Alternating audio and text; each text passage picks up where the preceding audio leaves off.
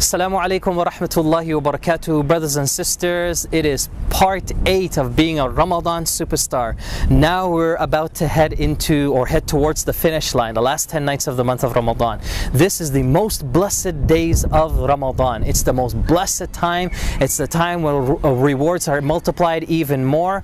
But there's one special night that I want to highlight, inshallah, for myself and all of you, and that is, of course, Laylatul Qadr. Now, I'm not going to talk to you about the blessings of Laylatul Qadr. I'm not going to talk to you about our responsibilities for Laylatul Qadr. Just make sure that you become consistent and you stay that way each and every single night. Because remember, brothers and sisters, the Prophet ﷺ told us that Laylatul Qadr can be on the odd nights of the last 10 nights of Ramadan. So you have at least 5 nights that possibly Laylatul Qadr could be on. The real dilemma is, depending on when you started, what could be an odd night for you is an even night for another community or someone else. So what this is telling you and I is that even though we didn't start off on the same page, we all have a responsibility to stay consistent. Don't save up all of your deeds and all of your practices for that one night, because you have no idea. What if Allah Azza wa Jal does count it as an even night? What if Allah Azza wa Jal counts it as an odd night? Just keep consistent. That's the key. And you all know the Prophet ﷺ once told us that Allah Azza wa Jal loves the deeds that are consistent. So you want to make sure that you're always doing that and you try to finish strong. The Prophet ﷺ used a phrase to describe how he would welcome these last 10 nights. And the wording in Arabic, it says ishtadda mi'zara. It's as if he took his garment and he tightened it even tighter. Now think about, like, if you've ever seen in the cartoons or movies where you see the character, the karate fighter, when he or she wants to engage the other person, they take their headband and they tighten it even tighter, and then they go for it, they engage. Well, this is exactly the attitude that you have with the last 10 nights.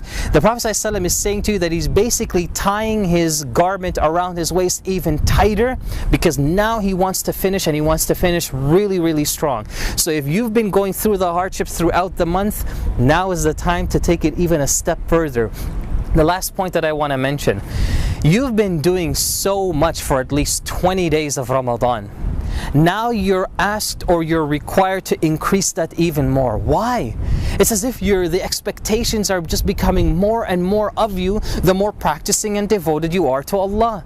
What this is teaching you is Allah Azza wa Jal wants you to strive to be the best that you can be. You know, Muslims, we often settle for just the bare minimum. We're always just, we just want the bare minimum of something here or something there. We want the cheapest things. We never strive, or we never aim high, or we just very selective in how we do that. Allah wants this to be a part of your life. You always got to be the best, not only in how you look, in how you speak, in the things that you own, but even in your performance and your devotion to Allah. You want to be the best. Don't just leave off things because they're just sunnah. Treat them in your mind as though they're wajib.